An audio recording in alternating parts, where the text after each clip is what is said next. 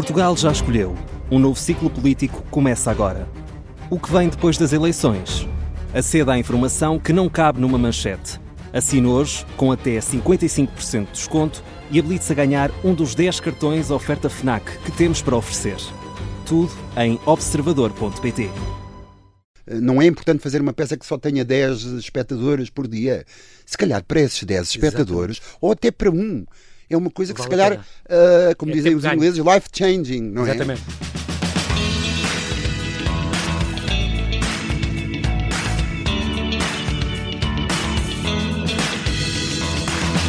Um caça americano despenha-se num vale remoto de um país distante, devastado há anos pela Guerra Civil. Um agricultor local encontra o piloto ferido nas proximidades. Leva-o para a sua casa, no campo, trata-lhe dos ferimentos, chama um conselheiro da aldeia, um comerciante, que convoca o capitão da milícia local. O que fazer com ele? Esta é a premissa da peça O Piloto Americano, do dramaturgo escocês David Craig, em palco no Variedades até ao 1º de março. A tradução e a encenação ficaram a cargo do meu convidado de hoje, António Simão, há 30 anos nos Artistas Unidos, companhia da qual é atualmente um dos diretores, e que já fez mais de 80 produções enquanto ator, encenador e produtor de teatro. Olá, António, e bem-ajas por ter aceitado este meu convite. Bem-vindo à Rádio Observador. É um grande prazer estar aqui a falar contigo. Então diz o agricultor: esta é a minha casa. Gostava de saber o que é que está acontecendo na minha casa. É tudo. E diz o capitão: aconteceu-te à América. Exato. Isto é, de facto, Simão, uma peça extraordinária que foi escrita, aliás, se não me engano, antes do ataque, da invasão do Iraque. Sim. Foi em 2005, isto foi um bocadinho antes, em 2003, em 2004, por aí. Foi encenada a primeira vez, depois em 2005 também. Mas, de facto, não pode ser mais atual toda esta temática. Os americanos aterram no nosso quintal, nas nossas traseiras, e há um soldado ali, e o que fazer com ele? O que é que ele está ali? É a chamada globalização, não é? Depois da Segunda Guerra Mundial, os americanos, ficou ali a América, a União Soviética, mas os americanos são mesmo os donos do mundo, não é? Ainda hoje, embora a geopolítica esteja a alterar-se a olhos vistos, não é? Temos já uns, como eles dizem, uns players novos, a Índia, a China. Exatamente. Mas é os Estados Unidos, não só a globalização, não só através do conflito militar, que é o que temos aqui, mas também, e uma coisa muito curiosa, através da globalização dos mídia, não é? Através do MTV, que a rapariga lá da tal aldeia vê na televisão, portanto o único contacto que ela tem com o mundo globalizado e que já está, não quer dizer contaminado, nem conspurcado, mas está de facto a narrativa nas mãos dos Estados Unidos da América. Na mais remota aldeia, e por exemplo, nesta peça, eles ficam loucos com as 4.000 músicas que ele tem no MP3 ou no computador dele, ficam loucos com esta coisa e todos ficam a ouvir, a rapariga até dança e ao pé do piloto ferido lá com a perna partida. Tudo isto são motivos ao mesmo tempo de suspense. O que é que ele vai fazer connosco? O que é que aquela terra remota tem para os Estados Unidos, dizem eles, estar interessado. Ele diz sempre: eles vão me salvar, os meus colegas vêm aí, não há problema nenhum. Sim. Mas os Estados Unidos hoje não fariam isto por acidente. Não, há ali qualquer coisa, o David Craig não especifica, mas há qualquer coisa ali, portanto os americanos andam por ali. Há uma guerra civil, os americanos apoiam uma das fações, mas é claro que há um interesse qualquer. Ou minerais raros, ou petróleo, sim. Eles não fariam a coisa só para estourar a democracia e tal, os valores. É muito engraçado. Eu lembrei-me agora de uma vez que foi eu tinha uns 20 anos e fui a Marrocos. Fui lá para baixo, lá depois de Marrakech. Foste de moto? Não. Gostas muito de motas e fui de comboio. Sim. E eu lembro-me de estar numa aldeiazinha chamada perdida, antes do Atlas, portanto antes do deserto, Sidi Fátima, creio, que é a Nossa Senhora de Fátima. Sim. E onde não havia nada, não havia frigorífico, não havia televisão, as garrafas o frigorífico eram umas ranhuras numas rochas que tinham água a correr, era assim. E então havia um sítio, uma casa maior, que devia ser de alguém com mais posses na aldeia, que tinha uma antena parabólica. Eu lembro de nós termos ido lá, não entrámos, mas fomos à porta, e estava uma cortina com uma televisão aos berros, com uma série de pessoas, de homens só, a verem um filme do Jean-Claude Van Damme. Ai, meu Deus! Portanto, um filme de produção americana, não é? Portanto, até no mais remoto cá está. No mais remoto nós vamos encontrar sempre uma narrativa, quando agora nestes últimos conflitos de Palestina com Israel. Houve um vídeo famoso de uma jornalista, uma ativista palestiniana, que aos gritos dizia, não, a narrativa é vossa, vocês são os donos da narrativa. E é curioso. Infelizmente, bem ou mal, é verdade, tem toda a razão. Sim, sim. É engraçado porque os teus pais vêm do Alentejo, dizes tu. De que sim, zona? Da Mértola, do pé de Mértola. Que bom. A mina de São Domingos. Portanto, muito bem. Também para a foi Ribeira do Eiras. uma colonização Exato, feita pelos ingleses, que foi uma mina que durante 100 anos, desde meados do século XIX até meados do século XX, funcionou e era uma das maiores minas da Europa. Era mina de quê? De cobre, sobretudo, mas também tinha ouro. E é claro que houve ali um êxodo no Alentejo, portanto, o Alentejo não tinha nada, aquilo era uma ermida, e foram os espanhóis e depois os ingleses que criaram ali aquela exploraram mina. Aquilo. Exploraram tinha aquelas casinhas dos sim, funcionários muito giras. Concessionada pelo antigo regime. Hoje é uma belíssima praia fluvial e tem condições ótimas. Além de ficar perto de Espanha e do Algarve, é ótimo. De Espanha, então, é ótimo. É uma zona fantástica, isolada, mas é extraordinária. Exatamente. É engraçado porque também há uma história, isto a propósito da cultura, e tu gostas muito de livros e de BD, sobretudo, tens uma grande paixão. Há uma história também muito curiosa, eu acho que é contigo, com a tua família, ou com a terra dos teus pais, a ver com um pastor que não foi, que era muito culto, mais culto, eu lembro-me, e falava com palavras caras. Era. Lia tudo, devorava tudo o que apanhava à mão. E tinha tempo, enquanto estava a guardar as ovelhas ou as cabras, e tinha os livros todos da biblioteca, lia tudo, e exprimia-se realmente numa forma que as outras pessoas não se exprimiam. Mais erudita. Que é extraordinário. Tudo devido à leitura, não é? Desde os 5 anos tinhas esta paixão pela BD, tinhas estes tios e estes primos que levavam estes livros. Sim, ótimo. Sim. Desde o Mundo de Aventuras ao Tintin, internet, tudo. Tu batinhas, ao Pato Ronaldo, estou mesmo a ver isso. E por isso, toda esta informação e as coisas que tu lias também, que eras uma pessoa culta e com sede de conhecimento, estimulava muito a tua imaginação, e por isso nas escolas eras dos que escrevia melhor. Sim. É engraçado, devido à banda desenhada. E, inclusive, houve um ano em que tive o meu melhor amigo que emigrou para os Estados Unidos, eu tinha 12 anos, e depois ele voltou quando eu tinha 14, passado 2 anos, e trouxe uma pilha de bandas desenhadas americanas. E eu passei uma parte do verão a ler com um dicionário ao lado, porque era inglês, não é? Eu dominava alguma coisa, mas não muito. E li aquilo tudo. Incrível. E quando ele começou as aulas, tive logo 17 em inglês, logo no primeiro período. Porque este era devorou também do dicionário, era um dano colateral.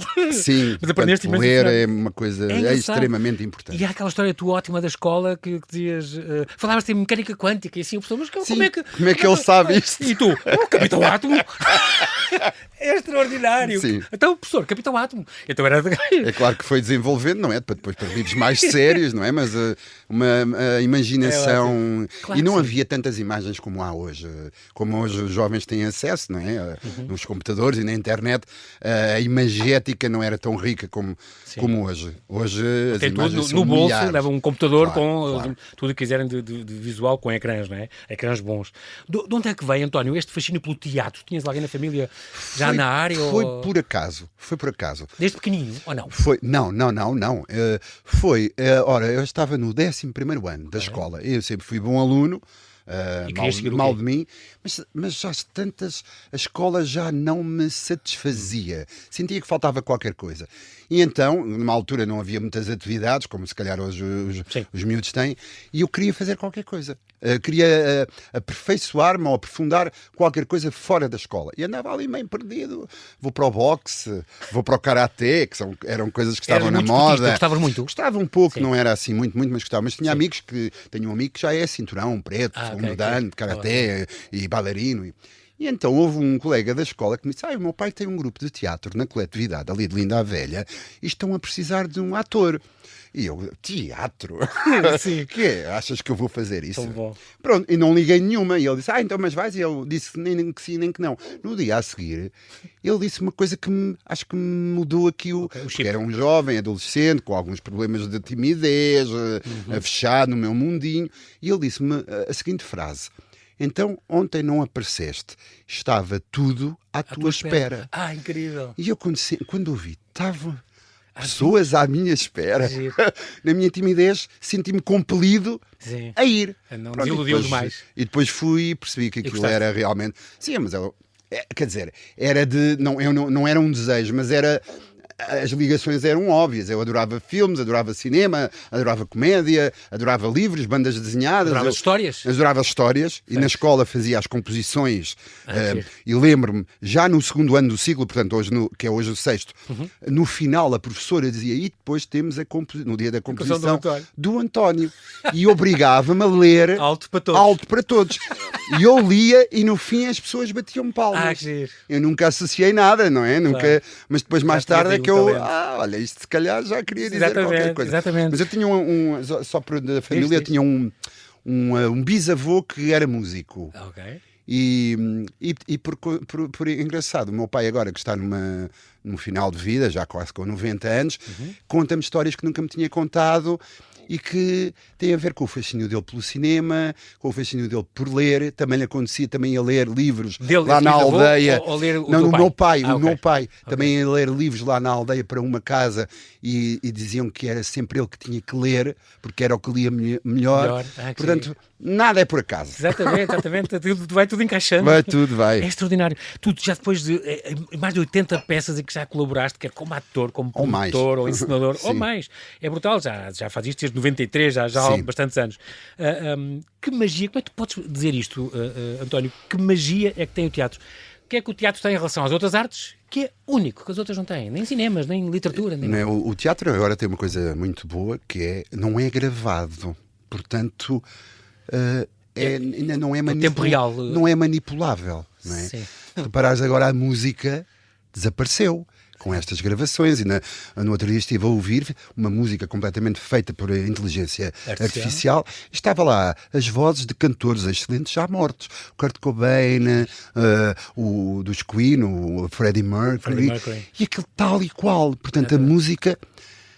digamos, a música de autor é uma coisa que... Sinfonias a Beethoven. Exato. Ele faz igual. O teatro não. O teatro mantém-se porque é uma coisa ao vivo, é uma coisa perene, é uma coisa que passa num instante, que não deixa a memória em tempo real. Sim. E que vai sobrevivendo um pouco ainda, até aparecerem os hologramas, não é? Que dizia o Zé Raposo e isso outro dia. Sim, portanto... Não vai morrer. As pessoas vão ter, um dia, mesmo que tenham grandes teatros nos seus hologramas em casa as pessoas vão querer ir ver aquele ator e pegam no carro diferente. E vão viajar para ir ver aquele ator. Porque o ator pode falhar e o holograma, exatamente. O holograma não falha. O ator pode falhar, pode enganar-se. É humano, não é? Está vivo. É incrível. E eu acho que isso, o teatro já sobrevive há séculos, portanto, eu acho que desde os gregos ou antes disso, sim, não é? Claro. Portanto, eu acho que... Em 30 e poucos anos o teatro mudou muito. Mudou um pouco para pior em algumas coisas, para melhor noutras. Temos excelentes atores, temos muito bons atores, cada vez mais. Também há mais meios de fomentar o trabalho dos atores, de propagar, mas as condições de trabalho não estão melhores. Não. O trabalho de ator é um trabalho que precisa de tempo para amadurecer, para refletir, é como o vinho. Exatamente. E fazer coisas à pressa, rápidas, com poucas apresentações, é estar uma coisa que eu acho sofre um bocadinho da temporada curta. É estar a pôr o ator numa engrenagem da qual ele não faz parte, porque ele representa como a Igreja não gosta nada disto, mas é o esplendor do ser humano, não é? Ora, o esplendor do ser humano gosta, mas para a Igreja. para fora da Igreja. Fantástico. É verdade. E estar o ator entrar numa engrenagem, numa máquina, numa espécie de supermercado, não... Sim. Sabes o que é que nos faz lembrar isso, António? A questão a relação médico-doente e essa questão dos hospitais, que hoje em dia quem os gera já não são médicos, são gestores, e então há metas, e o senhor tem que fazer não sei quantas operações, e tem as consultas de 10 minutos cada uma, não pode passar mais. É a quantificação. A economicista, a visão economicista de tudo isto. Tu tem que ser mesurado, tu tem que ser contabilizado. Para render e para ter metas, a atingir objetivos. E para justificar, o que ainda é pior, não é? Como se fosse o fim último, render e dar dinheiro. Sim. E para ter justificação, que é uma coisa de... Quando a arte devia estar acima disso. Sim, é uma coisa de política que é o que é quantificável. Quer dizer, poderá ser importante... Não é importante fazer uma peça que só tenha 10 espectadores por dia. Se calhar para esses 10 espectadores, ou até para um, é uma coisa que se calhar, como dizem os ingleses, life-changing, não é? Exatamente. Pronto, mas isto, quer dizer, se calhar não há espaço. Não se compadecem com os critérios atuais, ou enche salas, ou então tira-se daí uma semana, sai do ar. Sim. Não sei o quê. É muito engraçado. Esta tua formação passou pelo Instituto de Formação, Investigação e Criação Teatral, depois ensaiaste a Sociologia, tinhas este gosto de perceber as pessoas e... Eu fui um pouco para a Sociologia, pronto, na altura eu queria ir para jornalismo, que era o que todos os jovens, para aí no final dos anos 80, era o que estava na moda na altura. Mas não consegui, porque era uma média muito alta, e eu no 12º não me correu lá muito bem, dava já desligado. E então pensei, tem que ser para as ciências humanas, não havia antropologia, estava ali antropologia, então para a sociologia. Um bocado. Sim. Acabaste depois de tirar este curso dos atores do Instituto Franco-Português. Sim. Tu és da geração da Helena Laureano, António Machado, Carla Bolito e tal. Sim, essa turma que eu tive no IFICT, isso foi antes. A Carla Bolito também estava no Franco-Português, mas foi uma turma muito talentosa, fantástica, quase toda. Eu lembro de uma altura, agora já pensar, está aqui há uns tempos, está quase toda a gente a trabalhar. É impressionante. É bom sinal. É uma geração que caiu ali numa altura, não é a única, há várias, são assim uns ciclos que eu não entendo bem, mas há gerações às vezes que passam e que não têm oportunidade, e há outras gerações que conseguem. Eu tive numa dessas, não ia chamar a geração de trabalho ouro. Não tem faltado, caramba, geração de ouro do futebol português. E é engraçado que, tirando esta exceção de há uns anos, tiraste esta pós-graduação em estudos de teatro na Faculdade de Letras, tu fizeste o percurso ao contrário, tiveste trabalho, arranjaste trabalho, e depois é que foste estudar. Sim. Aprendeste empiricamente, com a prática. Foi com a prática. Terreno. Eu não conseguia, aos meus 20 anos, era impossível eu ficar sentado numa mesa com um computador a ler ali. Não conseguia. Eu tinha que me mexer. Exato. Era uma coisa que... agora não. Agora, por acaso, agora já depois dos 50, agora é que eu começo a achar graça às coisas mais académicas. Exato. Olha que engraçado. Não só o divertimento, não só a banda desenhada, nem a ficção científica, que eu gosto muito, mas achar piada, olha que engraçado, este disse isto, aquele diz aquilo, aquele é parvo, não percebe nada, é engraçado agora. É giro falar disto da ficção científica, porque eu sei que é uma coisa que os artistas unidos, tu no meio e dos principais, querem muito trazer agora a ficção científica e as distopias, tentar o Solaris, não conseguir os direitos do polaco. Sim. Mas é uma coisa que vocês queriam apostar um bocado, não é? Sim, é uma coisa que eu acho bastante interessante, porque nós estamos bastante ligados a... Eu acho isso novidade. Talvez, estamos bastante interessados. O nosso trabalho vem é teatro a partir da literatura, não é? Não temos o nosso ponto de partida, não é dança, não é música, embora nós possamos introduzir isso nos espetáculos, porque o teatro é uma arte abrangente e coletiva. E a ficção científica parece-me bastante interessante. Pelo menos para mim é uma maneira de... É uma maneira de falar sobre os assuntos, mas de uma maneira mais alegórica, uma maneira mais diferente, não é? Só me lembro do Fahrenheit ou do 1984, por exemplo. Claro, mas está na moda agora. Pois está, voltou. E tem a ver com o tema da tua peça. Estava agora a lembrar de textos e vocês falares em textos, que é uma das coisas que o Jorge Silva Melo, nosso querido amigo e teu, que aqui disse, uma das coisas que o teatro, quando eu lhe perguntei da magia do teatro, ele disse, olha, uma coisa muito boa, João Paulo, dá a conhecer textos maravilhosos. E ele sempre foi pesquisador, sempre pesquisou muito textos para trazer, que nunca foram representados cá. Este é o piloto americano, é a primeira vez que é encenado cá em Portugal. E ele próprio reparava nisso. O teatro tem esse condão, traz textos que as pessoas não conhecem e deviam conhecer. E então, pronto, os acontecimentos, por exemplo, há uma década, aliás, há 11 anos, do David Craig, já tinha sido encenado por ti, já era destes escocês. Era, e já percebia-se que era do mesmo autor. Tinha também, como esta, tinha aquela estrutura um bocado ritual brechtiano, em que o público é convidado a participar na peça, não apenas como observador, mas também como entidade pensante. Verdade. Então há uma diluição entre os atores espectadores e os espectadores. Se calhar o teatro à italiana, um palco à italiana, não é o melhor para este tipo de espetáculos. Se calhar seria melhor uma arena, mas a pressão imobiliária atual... Mas este teatro faz isso. Ali as cenas estão a centímetros de nós, a falarem connosco, a Eva, e nós, isso é muito curioso. António Simão, temos que fazer aqui um brevíssimo intervalo e já voltamos à conversa. Até já.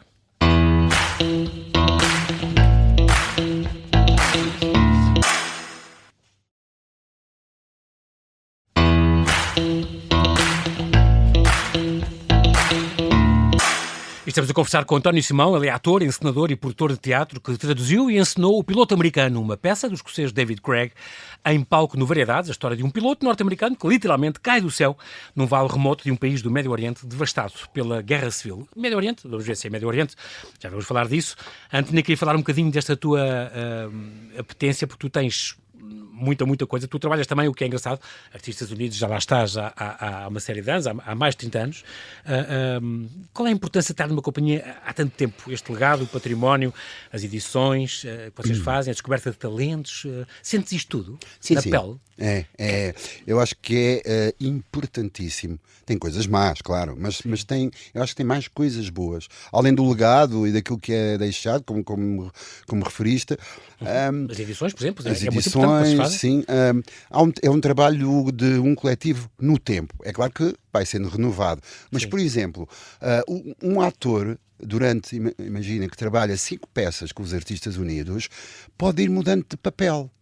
Pode ir experimentando, claro. Pode ir evoluindo. Ao passo que se for freelancer, e devido às exigências práticas e do mercado, esta palavra horrível, se calhar é sempre chamado para fazer o mesmo papel, o mesmo género de coisas. Seja numa novela, seja num palco. Sim, portanto, para um ator, dentro de uma companhia, uma das vantagens é que pode evoluir na diversificação do seu trabalho. Ao mesmo tempo, tu dizes que trabalhas também com outras companhias, sim. Porque aceitas muitas vezes trabalhos de outras companhias, porque quando os textos te interessam, sobretudo quando são atores que não se encaixam no que os Estados Unidos chegam, o que é engraçado também, mostra a versatilidade.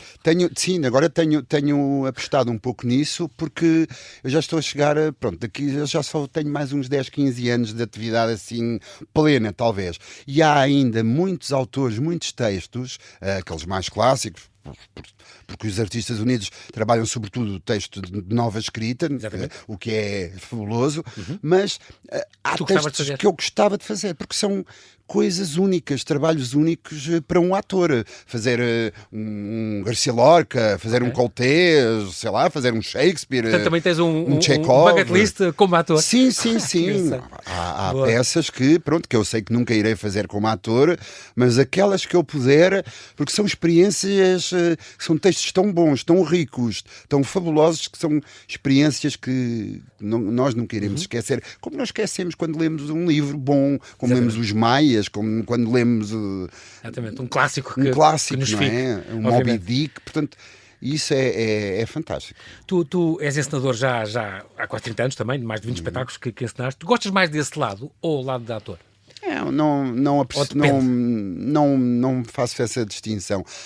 É diferente. O lado de ator é mais livre, é um trabalho mais físico. O lado de encenador é mais estático, tem que se pensar muito tempo antes, depois tem que se...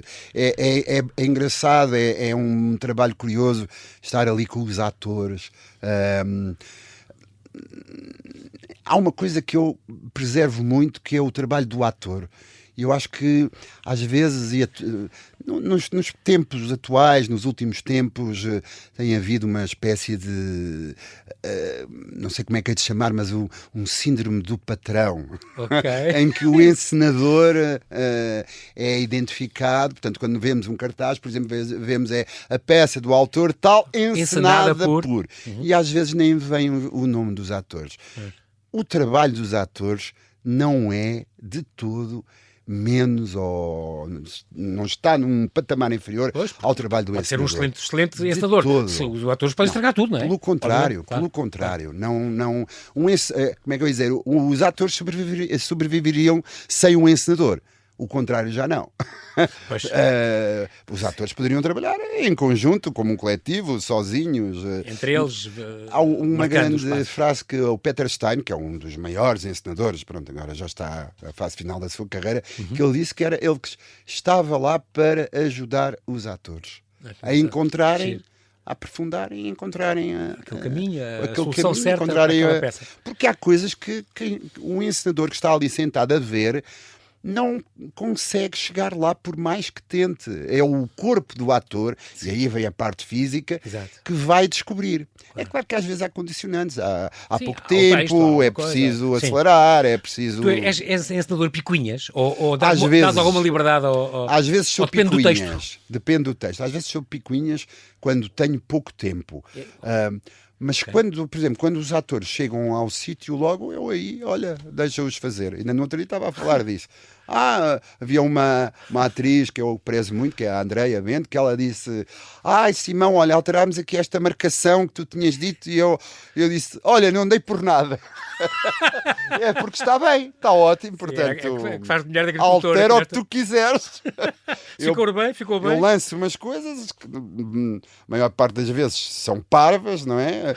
Mas nunca irei saber mais do que o ator. Tu assistes muito a todas as representações? Nesta peça, por exemplo? Não vais assisto. ter notas e no fim dás algum feedback? Quando sou poucas, assisto as primeiras. Nas primeiras gosto que aquilo... Esta concretamente vai que é? 3 semanas que vai está na lá segunda semana agora. Vai na segunda semana, são 3, até o primeiro março. Sim, normalmente a estreia não corre bem, porque a estreia é uma pressão e um aglomerado de energias e de sentimentos e de adrenalinas e aquilo não corre muito bem. Depois o segundo dia é que os atores começam, onde é que eu estou? Começam a ver, calma agora, onde é que começa um labor, não é? E no terceiro dia normalmente costuma assentar.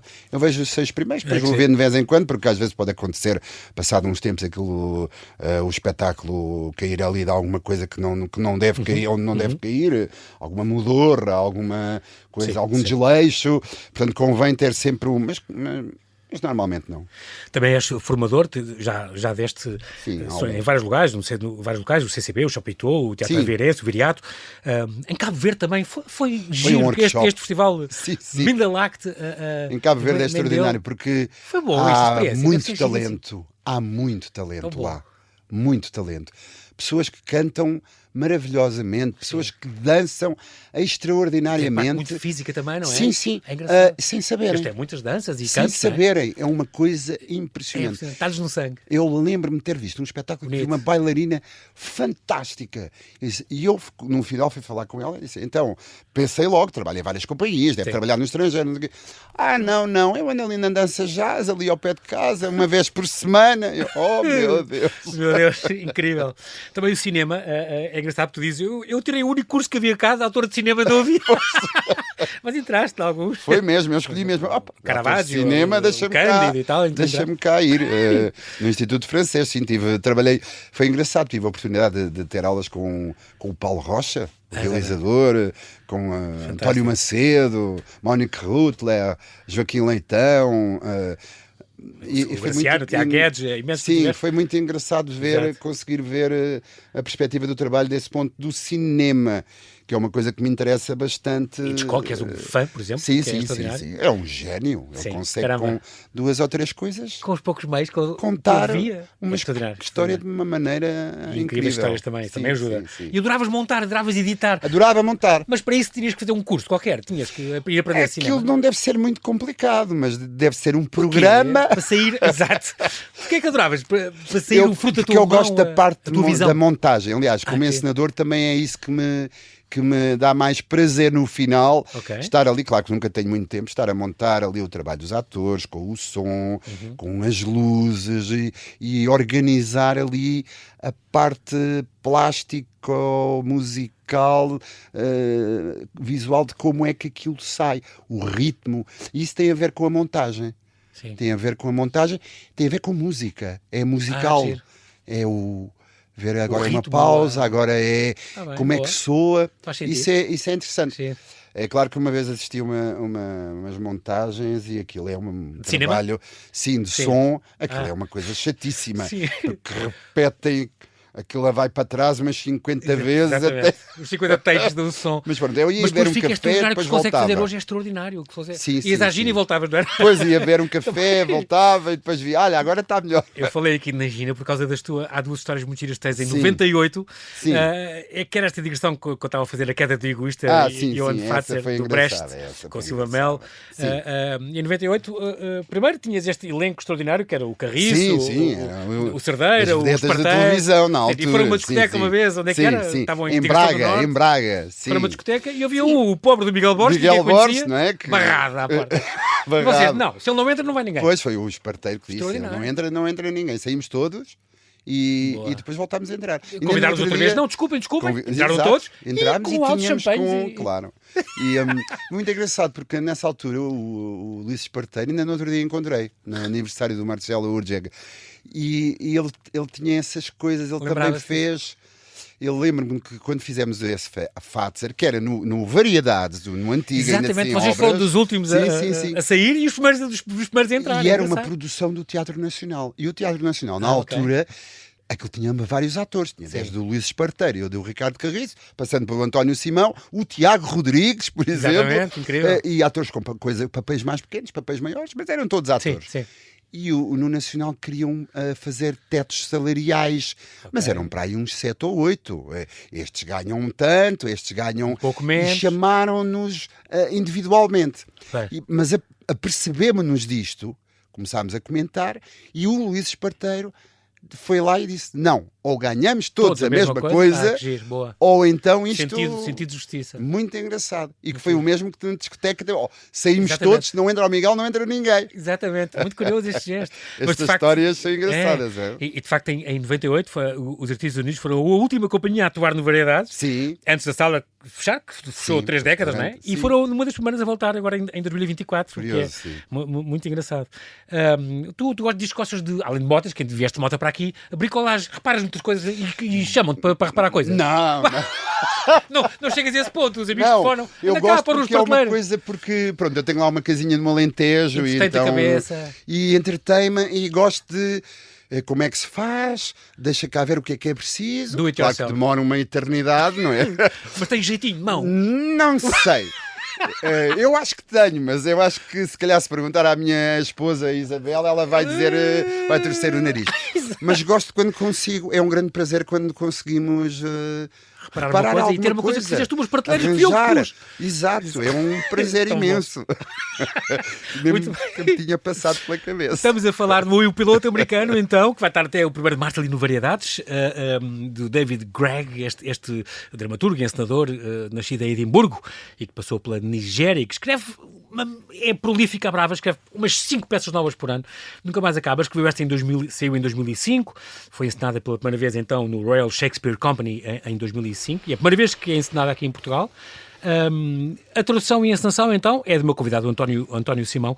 Como é que descobriste este texto concretamente? Até porque é um texto que nunca tinha sido encenado cá. Eu tinha o livro, livro, era um livro que estava lá, que veio naquelas idas a meados dos anos 2000, quando os Artistas Unidos íamos ao Festival de Edimburgo, tínhamos mesmo uma comissão de leitura e atores, Francisco Frazão, o Miguel Borges, lá está, de vez em quando, e houve uns 2-3 anos em que, como estávamos a trabalhar justamente nova escrita, nova dramaturgia europeia, fomos ao Festival de Edimburgo, fomos a Londres ver o que é que se estava a fazer e estávamos mais ou menos, também fomos à Itália, estávamos mais ou menos a par. E vão ver ou compram uma série de livrinhos? Vamos ver com os textos, e comprávamos livros, trazíamos e já tínhamos conhecido, olha, gostei muito da estreia que houve ontem, e era uma maneira de nos apercebermos do que é que estava a ser as tendências e de tentarmos trazer para cá também uma escola de escrita, que é uma coisa que cá nunca... Só se for de escrita criativa, eu acho que há, mas de escrita para teatro não é muito comum.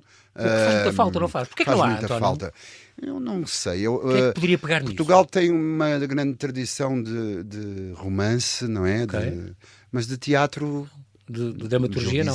Pronto. Mas, por exemplo, há prémios anuais para textos escritos por mulheres dramaturgas. Há prémios, por exemplo? sim, há alguns prémios. Sim, porque é que não há uma escola ou um curso para... Há coisas pontuais, já tenho reparado, o Teatro Nacional fez, na altura do Tiago, nós também fizemos, concursos, só que isso é uma coisa que tem que ter um investimento para ser uma coisa de longa ou de média longa duração. Institucionalizado. E que se calhar é ligado a alguma faculdade, provavelmente à Faculdade de Letras, onde passaste. e criar aqui uma escrita que depois tenha que também ter correspondência na produção, não é? Sim, claro. Acho que acontece um evento também que foi um modelo tirado de Inglaterra, que é o Francisco Frazão, que faz no Teatro do Bairro Alto, que é os Panos, que é um momento de teatro que é feito nas escolas durante um período letivo e é onde vão profissionais e conseguem com os alunos, de vez em quando, criar a escrita, mas também as encenações e depois fazer um festival onde aquilo aparece. É um princípio. Mas, de facto, não há nada estruturante. Fica aqui este alerta, que era importante alguém pegar nisso, que de facto era importante. E é muito importante esta ligação às escolas. Tu dizes sempre a cultura e a educação estão ligadas. Era muito importante. Eu lembro de estar no meu colégio e ir o Rui Mendes, quando nós éramos mínimos, fazer encenações e coisas connosco, e eu lembro disso que fiquei fascinado com aquilo. De facto, essa ligação com a educação é muito importante. Mas eu acho que na cultura cá em Portugal, investimento, orçamentos, coisas, é sempre muito pouco. Mas seria bastante interessante.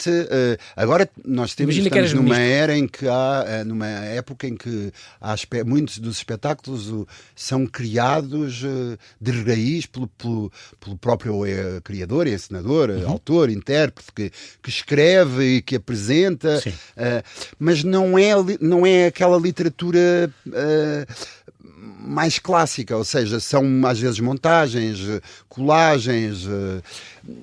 Seria interessante haver mesmo escritores como as pessoas, olha, este Natal, qual será o novo livro do José Rodrigues dos Santos? Exatamente. A ver, olha, qual será a nova peça escrita por X que vamos ver. Mais comercial ou menos comercial não interessa. Não é? Exatamente, desde que vão ao teatro. Claro. É engraçado que esta peça, ao mesmo tempo, aconteceu à América, não é? Este homem piloto que cai do céu, salvou-se deste caça que despenhou.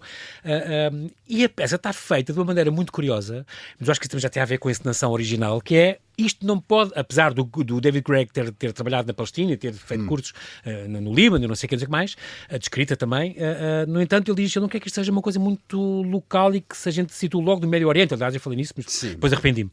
Não, isto pode ser no meio da província e eu olhei para aquela peça, comecei a ver esta tua peça e pensei, isto podia ser no meio do Alentejo, cair de paraquedas, um soldado, de facto podia ser, e se não fosse depois pelas roupas, há ali uma coisa meio cigana, meio islâmica, uma coisa, tudo isso é muito engraçado, mas a ideia é essa, isto pode ser em qualquer lugar, até as roupas não podem ser muito específicas, porque isto de facto pode acontecer. A América à terra, de repente, nas nossas traseiras.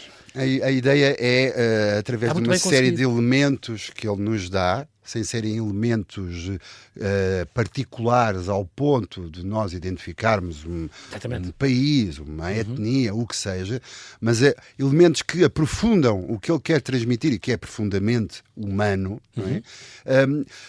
Pôr o espectador e os atores e quem estiver a trabalhar a peça por uma série de conflitos morais que podem acontecer numa situação semelhante. Ou seja, não quero mostrar o sofrimento da Palestina ou dos iranianos, porque não se arroga a isso,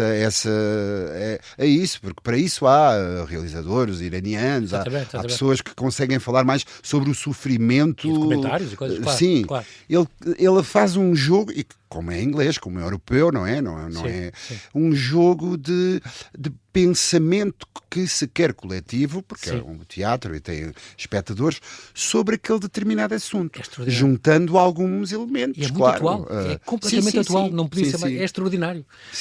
Como foram buscar isso, e fala muito claro sobre as relações entre o mundo árabe e o Ocidente, todo este desconhecimento, todo este cruzamento de civilizações.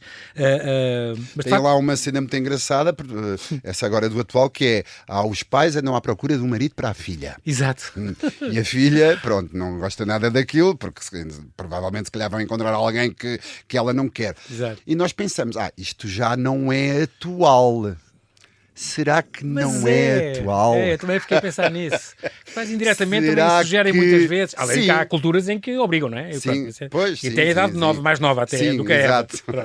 E aqui outra coisa que eu achei muito curiosa é esta encenação que mantém os atores em palco do princípio ao fim. Sim. Isso é muito giro. Estão lá todos, meio na sombra. Às vezes vão mas depois aparecem, dizem eu achei aquilo muito original, achei aquilo muito giro, muito bem feito. Tem a ver com a própria estrutura das peças dele. Umas mais que outras. Os acontecimentos teria mais. Esta tem, portanto, é a tal diluição do espectador, do ator que é espectador e da pessoa que é ator e de estar, no fundo, a contar uma história que volta ali aos rituais ao fim do dia, o homem primitivo, depois das caçadas e do dia, reuniriam-se todos à volta da fogueira e recontariam aquilo que se tinha passado. Muito giro. É um pouco isso. Esta adaptação para ti xamânico. Foi xamânico. Esta adaptação para ti foi prazerosa, António. Gostaste muito de fazer isto? Sim, eu gostei. Não mudaste muito o texto original, pois não? Não. A tradução é engraçado fazer. É engraçado porque a tradução sozinho em casa, nós temos esta frase fica melhor, esta fica melhor. Depois no palco, com os atores e ouvindo outras vozes, às vezes encontra-se coisas que nunca nos tinha passado pela cabeça. Fica muito melhor ele dizer esta frase do que de como estava... Eles também te sugerem isso? Sim, eles próprios. Às vezes sais e dizem... Eles às vezes diziam... António, isso a gente... Somos todos mais ou menos da mesma idade. Portanto, eles... tu traduziste... Tens uma equipa extraordinária, de facto. Muito bem escolhido. Custa-me ali aquela... Às vezes eu dizia, mas custa-te porquê? Não, está bem deixa assim. Pois está. Mas às vezes não, às vezes havia mesmo aceitava ali sugestões, claro. Falhas mesmo minhas, que tinha, olha, não reparei nisso, obrigado. Boa. Muito bem, o piloto americano então do David Gregg, uma tradução e encenação de António Simão, está até ao 1º de março no Teatro Figueiredo, ali no Parque Meyer, em Lisboa, quartas e quintas às 8, sextas e sábados às 9 e domingos às 4. Portanto, já sabe, não perder esta peça. António Simão, quero agradecer muito a tua disponibilidade. Bem-ajas, até à próxima. Obrigado.